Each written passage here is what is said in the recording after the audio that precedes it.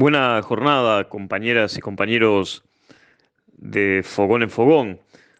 Eh, bueno, en Uruguay claramente ya empezó en forma paulatina, podríamos decir, el debate sobre la ley de urgente consideración, sobre los 135 artículos, en la medida que se logró la proeza de presentar 800.000 firmas, que si bien ahora se está a la espera de lo que la Corte Electoral compruebe y en tanto decida, no parece haber mucho margen para que no haya referéndum. Eh, no hacerlo implicaría que la Corte Electoral no convalidara más de 100.000 firmas, lo que parece una cifra demasiado abultada para que 100.000 ciudadanos hayan cometido errores de todo tipo y tamaño como para que eso suceda. Por lo cual, bueno, el presidente ha recogido el guante, ha determinado que efectivamente, bueno, ahora se van a ver la necesidad de salir a respaldar la ley de urgente consideración. Y el secretario general del Partido Colorado, Julio María Sanguinetti, volvió a alentar los viejos fantasmas del miedo que tanto resultado le dieron con motivo de llevarse a referéndum la ley de caducidad de la pretensión punitiva del Estado. En síntesis, Julio María Sanguinetti volvió a decir que el capítulo que más les preocupaba, si triunfaba realmente la derogación del artículo de la LUC referente al tema seguridad, bueno, era ese precisamente, por los avances notorios que se habían tenido en esa materia y que en ese sentido derogar el artículo, bueno,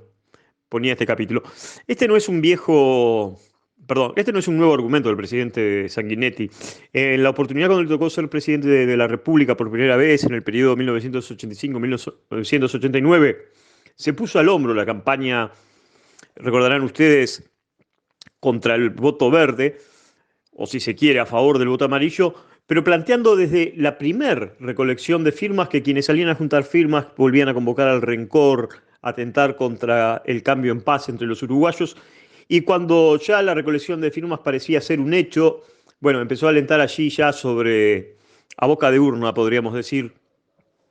aquel 16 de abril de 1989, pero desde muchos meses antes, claro, que de ganar el voto verde, Uruguay iba a estar en la antesala de un nuevo golpe de Estado y de la rebelión militar. Eh, Sería medio temeroso adjudicar que el triunfo final del voto amarillo tuvo que ver con esa argumentación, pero que fue un elemento político que estuvo presente. No cabe duda, y hoy Sanguinetti vuelve por sus fueros. Pero fíjense ustedes, yo me voy a referir a dos consecuencias prácticas de la ley de urgente consideración, y ya que estábamos con Sanguinetti con el tema de seguridad,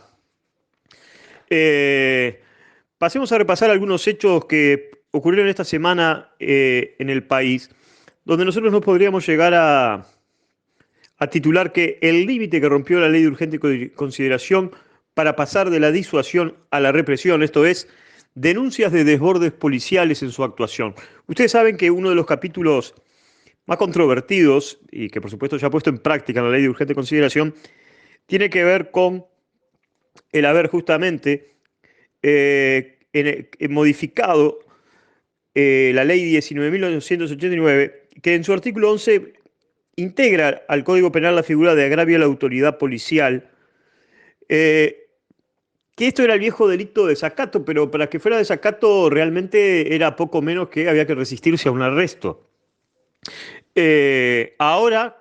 cualquier funcionario policial puede entender que fue ofendido en su honor, en su integridad, que se trató de alguna manera de entorpecer su labor en algún procedimiento. Y las personas bueno, que realicen esto pueden ser justamente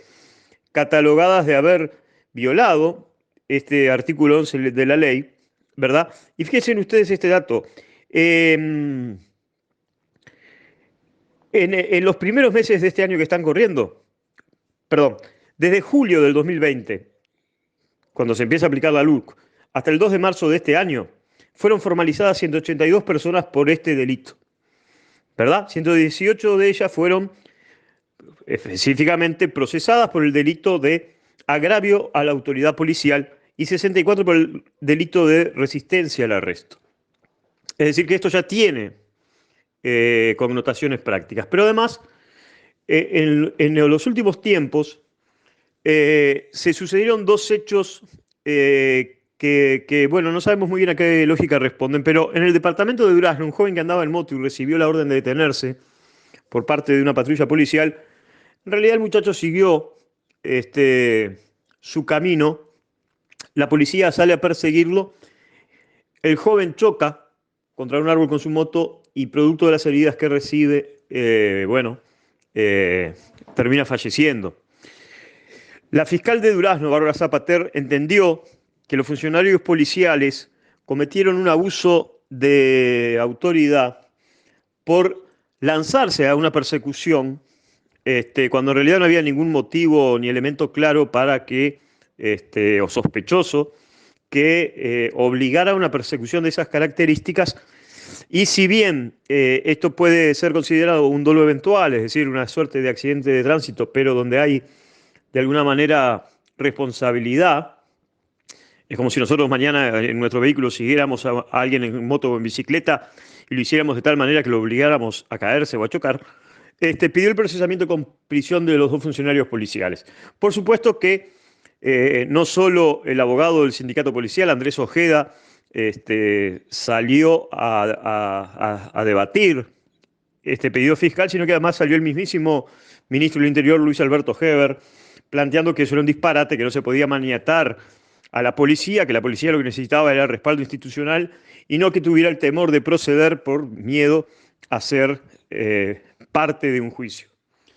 Lo cierto es que mientras todo esto se debatía en el barrio Las Acacias de Montevideo, un joven que también iba en moto es perseguido por un móvil de la Guardia Republicana. El joven llega a su domicilio porque en realidad no se percata de que estaba siendo perseguido. Los policías se bajan rápidamente del móvil, le solicitan la documentación, el joven la entrega y no obstante entregarle la documentación, empiezan a forcejear con él, lo empiezan a golpear, los familiares salen y eso termina en una serie de serios incidentes donde incluso la policía usa una vez más munición no letal contra la población civil. De este hecho, en realidad, todavía no ha habido ninguna novedad. 3 personas fueron detenidas y si bien han hecho la denuncia ante la Institución Nacional de Derechos Humanos, bueno, lo que podemos decir como síntesis es que en Uruguay el Estado policial parece haber llegado para quedarse. Y el último elemento que queremos compartir con ustedes es otro efecto de la ley de urgente consideración que tiene que ver con los controles del Banco Central del Uruguay con respecto a los reportes de operaciones sospechosas de lavados de activos. Ustedes saben que a partir de una ley que no nació con la LUC, sino que se creó en el 2017, bueno, hay una serie de entidades, sobre todo las entidades del mundo no financiero, ¿verdad? Que son las que deben reportar con carácter obligatorio estos reportes. En este grupo entran los casinos, las asociaciones civiles, los partidos políticos, los escribanos, contadores, abogados, las inmobiliarias, las zonas francas y, bueno, otros oficios, repetimos, no vinculados al sector financiero. Los reportes hablan de que, fíjense ustedes, en estos reportes de operaciones sospechosas, de 35.000 actividades inmobiliarias que se desarrollaron en el 2020, y ustedes saben que la actividad inmobiliaria en general ha sido una de las principales fachadas de lavado de activos, de 35.000 actividades inmobiliarias solamente se presentaron 14 reportes durante el 2020. En lo que va de este año, en este primer semestre del año, solamente han presentado 4. Es decir, que no hay argumento para decir que en el caso de las inmobiliarias no hubieran tenido un movimiento tal que los obligara a no poder presentar los reportes. Pero ha habido una baja de los reportes en general en todas estas profesiones y ámbitos de negocios que les mencioné, bajas que son realmente, bueno, importantes, ¿verdad? Por ejemplo, si en el año 2018 el sector no financiero en su conjunto presentaba 263 reportes de operaciones sospechosas, en el 2020 presentó 68.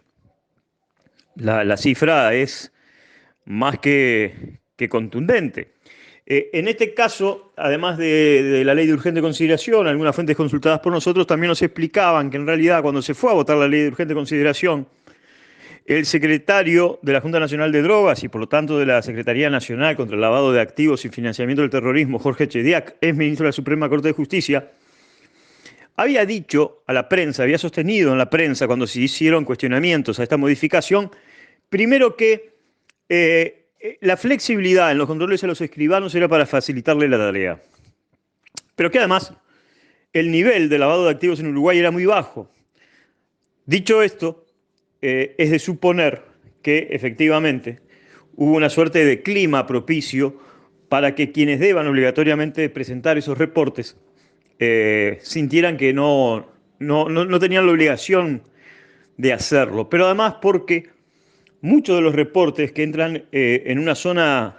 de investigación, ¿verdad? Un reporte de operación sospechosa que es considerado que, bueno, que debe ser sometido a una investigación mayor, tampoco han sido derivados a la justicia. Y esto está generando, bueno, esta situación donde si bien no estamos en condiciones de argumentar que los lavados de activos en Uruguay